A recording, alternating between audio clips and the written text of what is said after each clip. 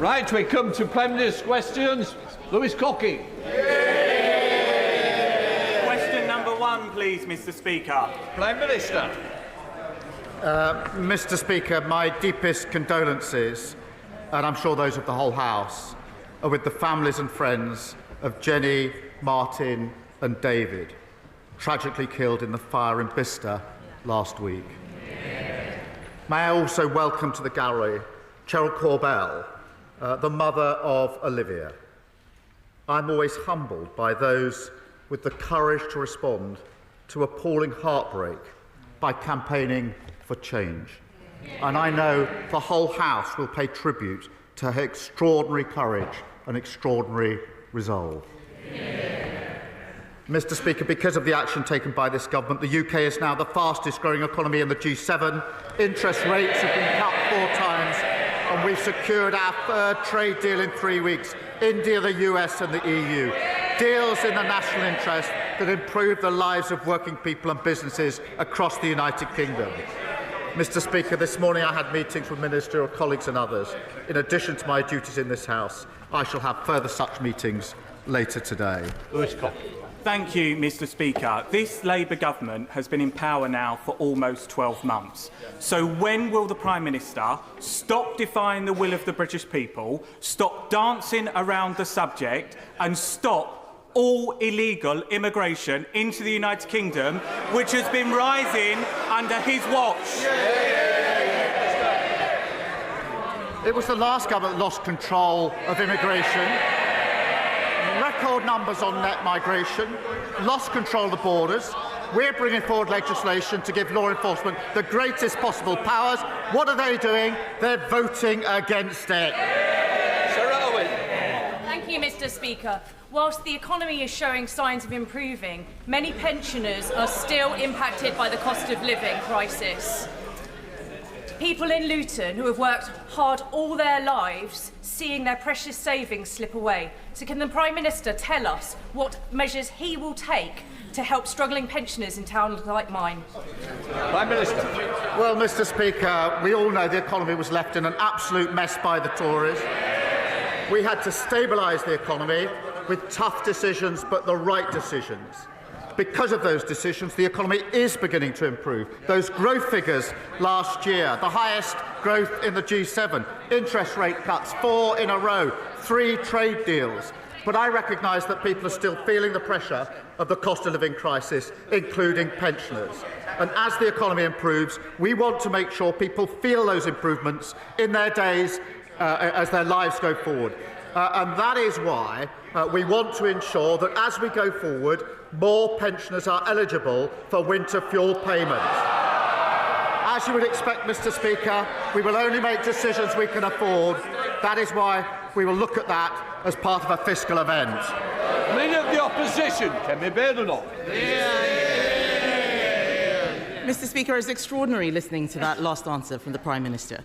Inflation was 2% when Conservatives left office. 2%.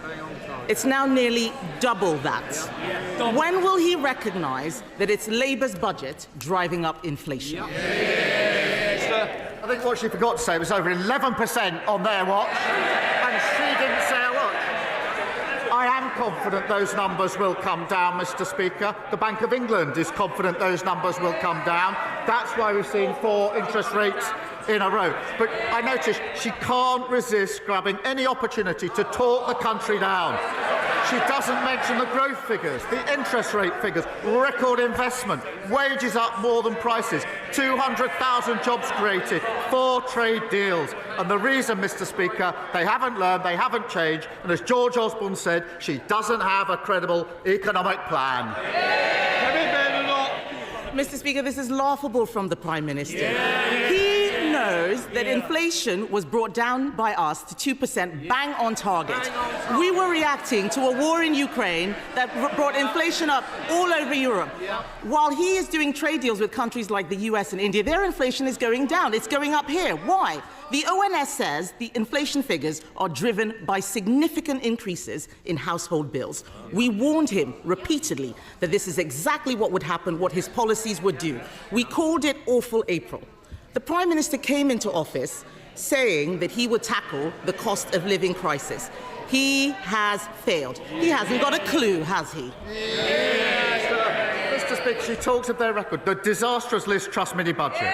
Inflation through the work. They left a £22 billion black hole. Living standards at an all-time low. Energy prices through the roof. Mortgages through the roof. And, Mr. Speaker, we're taking measures to bring prices down. That EU deal will bring prices down. That's why supermarkets welcomed it. What did she do? She opposes measures to bring prices down. Kemi Badenoch.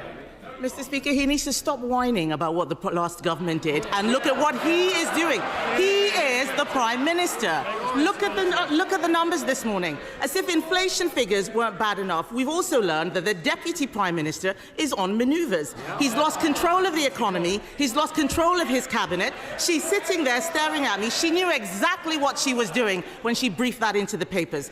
She is demanding, Mr. Speaker, 8 new tax rises, as if we haven't suffered enough.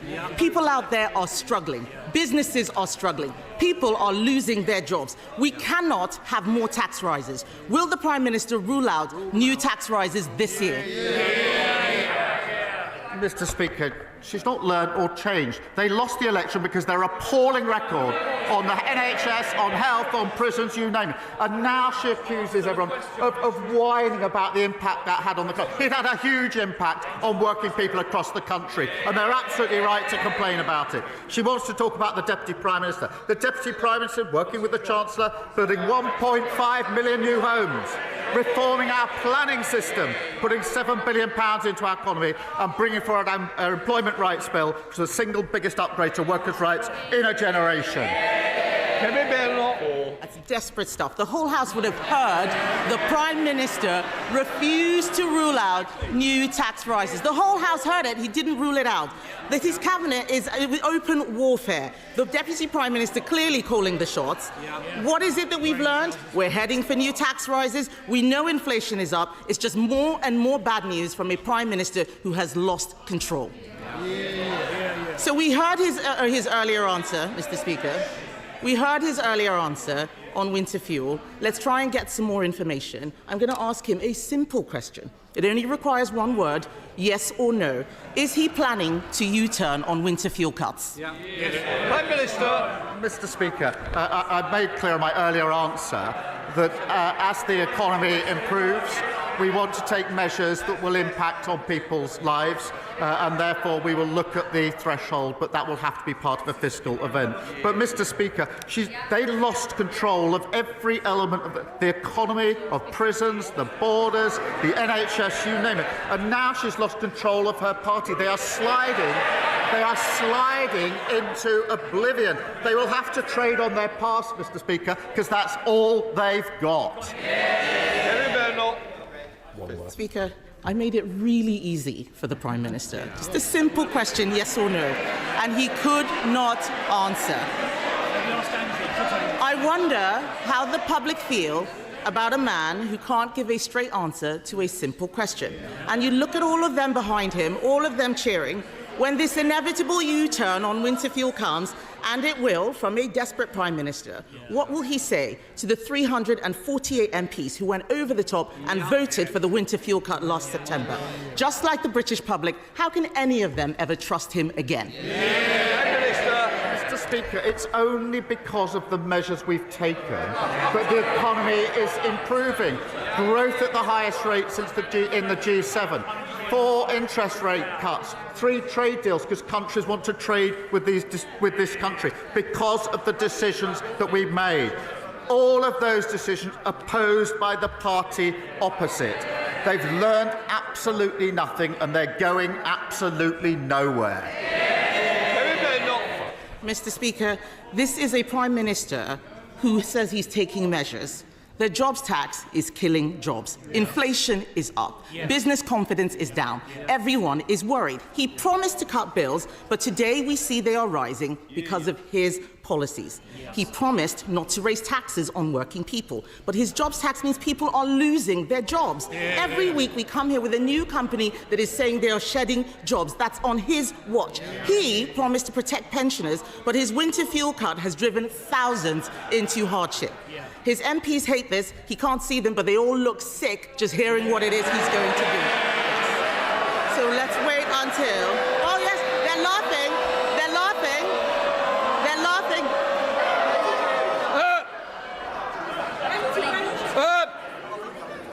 I expect better from whips.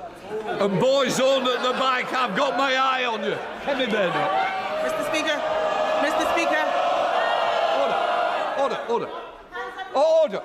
Sorry. Which one wants to leave first? If I hear it, there we are. They've got the first volunteer. Are you going to behave? Kemi Badenoch. Mr. Speaker, they are laughing just as they laughed at the budget. Hands up who here wanted winter fuel cuts. Hands up. Not a single one of them. Not a single one of them. The fact of the matter is, this Prime Minister is destroying them. They need to look at what they are doing to the country. The truth is, we all know that it is this Prime Minister, this Labour government, and their policies that are shafting the country, isn't it? Prime Minister. Mr. Speaker, they look in pretty good form to me, and there's lots of them. Mr. Speaker, she talks about business confidence. Yesterday, I didn't have time to read out the list of all the businesses that have come out in support of our EU deal. Mr. Speaker, I don't have time today. It's a long list. I went immediately to Lidl and spoke to the staff in Lidl. They're delighted with the deal we put forward yesterday. Business like the work we're doing. It's giving them confidence in the EU deal. She's opposed to each and every measure. Louise Jones. Thank you, Mr. Speaker. I recently visited Barrow Hill Primary School in my constituency of North East Derbyshire, a school in receipt of a new free breakfast club. The team there are doing a fantastic job, but challenges still remain. What more can we do as a government to support both them and local parents to give the children of Barrow Hill the start in life that they deserve? Well, I thank my honourable friend, and we are united by a shared focus on creating better life chances for our children. And I'm delighted to hear her constituents are already benefiting. Thanks to our plan for change, we'll deliver free breakfast clubs in every primary school in England. And I'm determined to support parents to give every child the best start in life. And that's why we're rolling out free childcare, expanding the first 300 school-based nurseries and delivering more family hubs. Sherrod David, the leader of the Liberal Democrats. Thank you, Mr. Speaker. Can I associate myself with the Prime Minister's remarks about the terrible fire in Bicester last Thursday? I know from my honourable friend, the member for Bicester and Woodstock, how deeply the close-knit community there has been affected by this tragedy. And firefighters Martin Sadler and Jenny Logan were true heroes, as was Dave Chester. And I hope the full prayers and thoughts of the House are with their loved ones and with the two firefighters still in hospital. Mr. Speaker, the Prime Minister has rightly said that his new trade deals will give a much-needed boost to economic growth and thus to the public finances. So will the Prime Minister make sure that struggling families and pensioners see the benefits of the growth? He teased the House with his first answer to his honourable friend, the member for Luton North. So will he commit now to reversing his cuts to the winter fuel payment in full? Mr. Speaker, firstly, can I just thank him for his comments about the Bicester tragedy. It's very important that in a moment like this the House does come together. And we are taking measures, obviously, to help with the cost of living crisis, and that's why the EU deal yesterday was so important, because of the impact it will have on prices, particularly in supermarkets, directly affecting those who are affected by the cost of living crisis. Mr. Speaker, what I said before was this, that the economy is beginning to improve. People are still feeling the pressure. That's why we're taking the measures that we are. That's why we're striking the trade deals that we are striking. As that improves, I do want people to feel the benefit of the measures that we are taking. And that is why I want to ensure that more pensioners are eligible for winter fuel. It is important that, as you'd expect, that we are clear we can afford the decisions we're making, and that's why it will now be looked at a fiscal event. Sherrod David. Mr. Speaker, I think I welcome what the Prime Minister has said, but we will look at the details, and I hope he will use some of these new proceeds to help others like carers, because the government's changes to PIP will have big consequences for family carers, like Ginny, who cares for her husband Tim, who has myotonic dystrophy. Ginny holds her husband's hand to keep him steady as he walks. He falls frequently and chokes on his food. Ginny is the sole earner in the family. She works part-time on top of caring for Tim. But she's calculated that under the government's cuts, her family will lose £12,000 a year. So can the Prime Minister tell Ginny and many family carers like her, what does he expect them to do? Mr. Speaker, we have approached this on the basis of the principles that we must support those who need support. On the question of getting people into work, that we should support people into work where they can work, and of course, where they can work, they should. But it is undeniably the case that the current arrangements don't work and need to be reformed. And that's why we're bringing forward reform, necessary reform, to ensure the system works better. And the least Mitchell. Mr. Speaker, yesterday in this place, I read the victim impact statement Cheryl Corbell never got to say to her daughter's killer, Thomas Cashman, because he refused to face her in court. I made up Olivia's law past second reading, but until it gets royal assent, criminals can still not show up and deny victims justice. So will the Prime Minister commit to making sure Olivia's law becomes law as fast as possible? Yeah. Prime Minister. Can I thank her for reading that victim impact statement? Because I know from talking to Cheryl just how hard it was for her to make that victim impact statement in the first place. It took a huge amount of courage and grief. And she wanted to read that statement to the perpetrator, as she should have been able to do. And I know how visceral the pain is to her of not being able to have done so from the meetings I've had with her. So I do thank my honourable friend for allowing that victim impact statement to be heard by the whole world, by being read out in this chamber. Cowards who commit these heinous crimes should face the consequences of their action and face those that have had huge impact on their lives, and that's why we will force offenders to attend the sentencing hearings with longer sentences, unlimited fines and prison sanctions for those who seek to avoid facing justice. And I again pay tribute to Cheryl, who I will meet later on this afternoon, for having the incredible courage to push for that change, notwithstanding the incredibly painful impact it's had on her and her family. Jim Allister. The government assures us that Northern Ireland is still in the United Kingdom's customs union. If so, how is it then that British steel can be sold to the United States tariff-free, but if the same British steel is sold into Northern Ireland, it's subject to EU tariffs? Why on Monday did the Prime Minister not even try to take back control over the trade laws that govern Northern Ireland? Well, Mr. Speaker, it is important that we reduce tariffs on steel into the US market or other markets, including the EU markets, for obvious reasons. It is also vital that we seek to ensure that we reduce any barriers in trade within the United Kingdom as a whole. Yesterday was a step towards that. There's further work to do, but we do want to get to that place where we can trade without those barriers in the United Kingdom. We'll continue to work on that.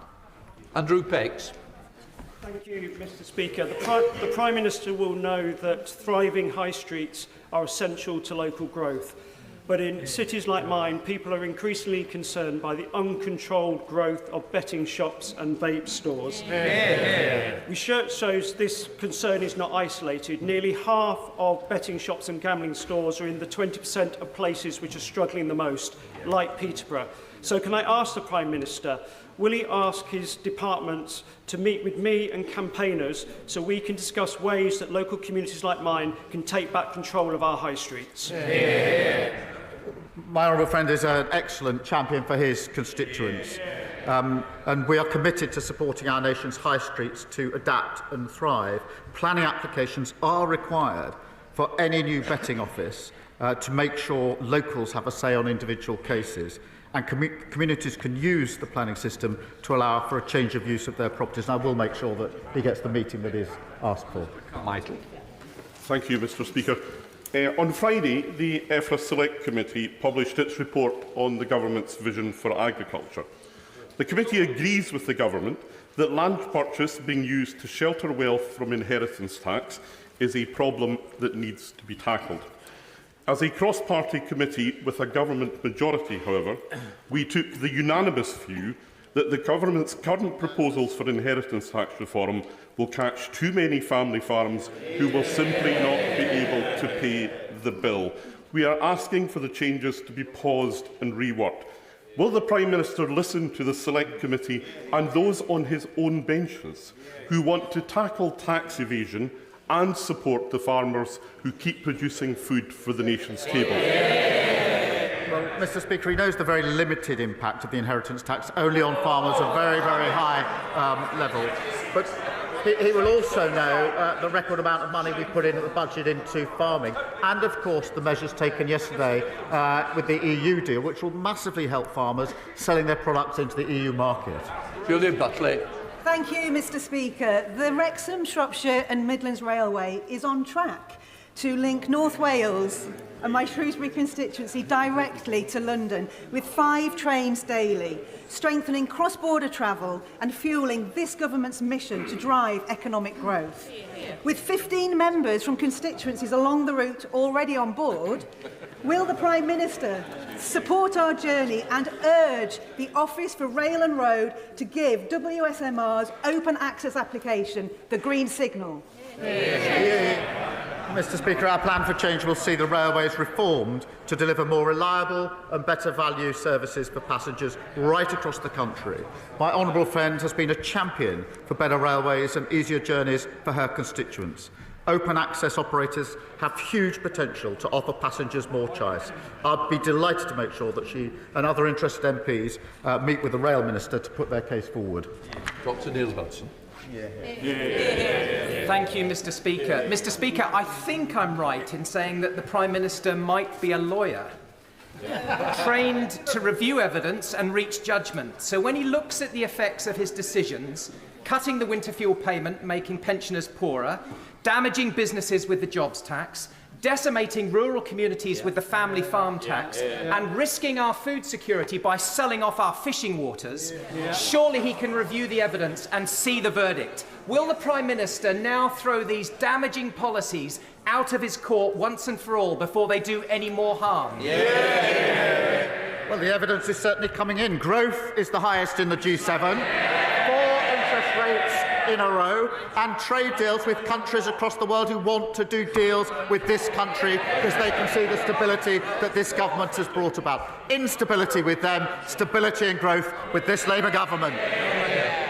Thank you, Mr. Speaker. This is National Epilepsy Week, and we're joined in the gallery by England rugby player Tommy Freeman, who was diagnosed with epilepsy at 19.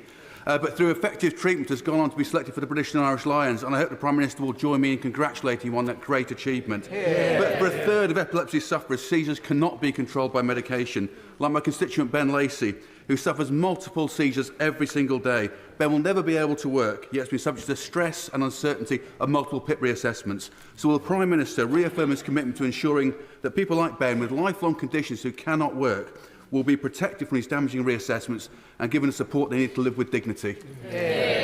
Well, can I begin by congratulating Tommy and everyone selected to represent the British and Irish Lions. It's an incredible achievement, and we'll be cheering them on.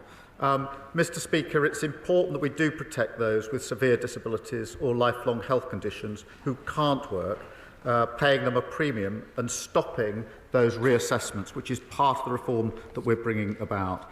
Ultimately, we also do need to get back to face-to-face assessments by trained assessors and health professionals. which fell to only 1 in 10 assessments under the last government. Lee Anderson. Thank you, Mr. Speaker. This Prime Minister, Mr. Speaker, keeps telling his gullible backbenchers, those over there, that he's deported 24,000 people from this country since he came into power. But he won't say who these people are. Now, it's my guess that they are people that came on work visas, students, and they are simply overstayers. But I'm willing, Mr. Speaker, to be proved wrong if you can answer one simple question. How many of these people that he's deported are failed asylum seekers that's come on small boats or on the back of lorries? Answer the question. Prime Minister. Mr. Speaker, I'm very proud that we've removed over 24,000 people. That's the highest record for nearly 10 years. We're taking other measures to get back control of our borders, including the Borders Bill, which gives our law enforcement enhanced powers, including terrorism-like powers. What did his party do? What did he do? He voted against them. And I'll tell you why he voted against them. Because they don't want to fix this problem. Because it benefits them. It benefits them not to fix it. Party before country. It's very good he's standing in for the member for Clacton, I have to say. There was no sign of him yesterday at the EU State. He was the first through the E-gates somewhere to south of France.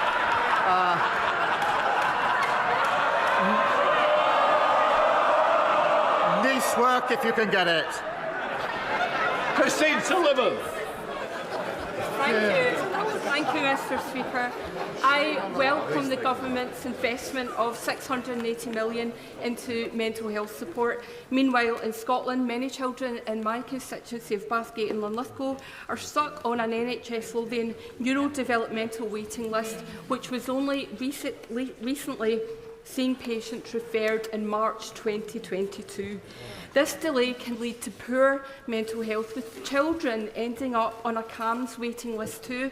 How will the Prime Minister work with devolved governments to ensure faster diagnosis and greater support so that no child across these aisles grows up on a waiting list? Well, I thank you for her question. She rightly raises the broken promises of the SNP on mental health services powerfully. It is important, and we will have positive discussion with devolved governments to work on addressing mental health waiting times. But look, the SNP promised to invest in frontline mental health services, then cut them by £54 million in real terms this year. Now, with a record settlement in the budget, 2 decades in power, the SNP are out of excuses and out of ideas, and Scotland deserves better than that. If the Prime Minister agrees that the Israeli government starving children to death is monstrous, why does he think it's OK for the UK to continue to sell Israel the equipment for the fighter jets to drop bombs on these starving children? What we contribute into a pot is parts for fighter jets. And if we were to stop that, they couldn't be used by other countries in the other conflicts, including those in which we are involved. It doesn't know the detail at all. They're not sold directly. They go into a pot. If we were to stop that, they wouldn't then be available to others around the world who desperately need them in the conflicts they're engaged in. And that's why we won't do it. Cat Ettles. Thank you, Mr. Speaker. The Dementia Gateway, my constituency of Stourbridge, was recently at risk of closure following £42 million worth of budget cuts by the Conservative-run Dudley Council. The Gateway is a vital service for dementia patients and their carers, providing daytime activities, advice and support from trained advisors, and following a well-fought campaign with cross-party support, the Dementia Gateway has been saved. So this Dementia Action Week, would the Prime Minister join me in congratulating Lisa and the campaigners? And does he agree with me that services like the Dementia Gateway in Stourbridge are essential and support the government's mission to provide quality care in our communities close to home? Well, can I thank my honourable friend and celebrate Lisa and all those who've saved this important source of local support. The party opposite left local councils on the brink, unable to provide these vital services, letting down patients across the country. We are committed to improving dementia care through our plan for change, which is why we provided £69 billion boost for local government, invested £26 billion in the NHS, and made £3.7 billion available for social care, including an £880 million increase in the social care grant. Rupert Lowe. Thank you, Mr. Speaker. Does the Prime Minister agree that imprisoning Lucy Connolly, a young mother with a 12-year-old daughter, for one foolish social media post, soon deleted, is clearly not an efficient or fair use of prison? Mr. Speaker, sentencing is a matter for our courts, and I celebrate the fact that we have independent courts in this country. I am strongly in favour of free speech. We've had free speech in this country for a very long time, and we protect it fiercely. But I'm equally against incitement to violence against other people. And I will always support the action taken by our police and courts to keep our streets and people safe. Paul Foster. Thanks, Mr. Speaker. Mr. Speaker, I recently visited St Catherine's Hospice in Lostock Hall, which serves wonderfully my constituents of South Ribble, those of Ribble Valley, and some of your constituents of Chorley, Mr. Speaker. I discovered, speaking to them, that they have to pay in excess of £350,000 a year for medication, and it can only be sourced from the private sector, not the NHS. Doing some investigating, I found there's an ICB postcode lottery out there. Some ICBs fully fund and supply our medication, some subsidise, some don't supply it at all. There's also a disparity where evidence supports that hospices in the more deprived areas aren't funded, those in the more affluent areas are funded. Would the Prime Minister please speak with the Secretary of State for Health and Social Care as a matter of urgency and get free medication supplied by all ICBs to all hospices across the country? Well, Mr. Speaker, we have put record amounts into the NHS in the budget, and we're beginning to see the results of that. I accept the point he makes, and we will look again to make sure the money is properly used in the most efficient way. We're Hobbs. Thank you, Mr. Speaker. A month ago, I was denied entry into Hong Kong on a private visit. At the absence of any explanation, this seems to hint at a hidden blacklist aimed to silence any MP who speaks up against human rights abuses from the Chinese government. Many of us from any political party. Does he agree with me that this is an attack on all of us? And will he personally seek reassurances from the Hong Kong authorities that no British parliamentarian will be denied entry in this way again? Well, can I thank her? Her experience is deeply concerning, and I know it must have affected her. I think she was hoping to see and later saw her grandchild, but it must have impacted on her, and it is deeply concerning. We need to recognise that. Ministers have raised it, including the Foreign Secretary, on numerous occasions with their counterparts both in China and Hong Kong, preventing UK citizens, including members of Parliament, from entering Hong Kong without justification, or for simply expressing their views, is completely unacceptable, and it will only undermine Hong Kong's international reputation and the relationship that we have with them. And so we will continue to raise it. John MacDonald. Mr. Speaker, you will know that I've raised on several occasions in the House the case of Alaa Abd El Fattah, the British-Egyptian human rights campaigner, who for several years now, many years now, has been imprisoned in Egypt, and whose mother, Layla, went on a 100-day hunger strike. I want to thank the Prime Minister for fulfilling his promise to contact the President Sisi of Egypt to secure Alaa's release, but unfortunately months on now, and Alaa remains in prison, and Layla this week has started her hunger strike again. Could I appeal to him to speak directly again to President Sisi to secure Alaa's release? Well, can I thank him for raising this, not just today, but on the many occasions that he has. It is incredibly important that we do everything we can in this case. I have met Layla and given her my commitment to do everything I possibly can. I have had a number of contacts myself, but I'm not going to stop doing everything within my power to secure release. Very much, Mr. Speaker. Would the Prime Minister join me in welcoming my constituent Teddy, who is 6 years old, and with his mum Laura, who've come to see us today at Prime Minister's Questions. Teddy is a self-professed eco-warrior on a mission to change the world. He started out by saving thousands of plastic chocolate and sweet tubs from landfill because they're not currently recyclable. Will the Prime Minister commit to ask his Minister for Local Government to meet with Teddy and myself to discuss how we make these tubs recyclable? And does he agree with me that no matter how small you are never too little to make a big difference? Well, can I welcome Teddy on my behalf and on behalf, I think, of the whole House. It is really incredible that Teddy has done so much already and is in the gallery somewhere.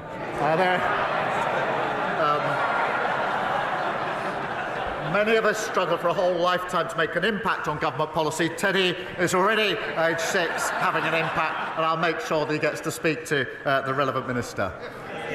Final question, Rosie Wright. Thank you, Mr. Speaker. Following on from my honourable friend, I also want to mark that this week is National Epilepsy Week, an important opportunity to raise awareness of a condition that affects so many but often remains invisible. Epilepsy comes with fear and uncertainty, the anxiety of having a seizure, the impact of losing a driving licence, and the worry about medication shortages. In the UK, 1 in 100 people live with epilepsy. That's up to 6 of us in this chamber, including myself.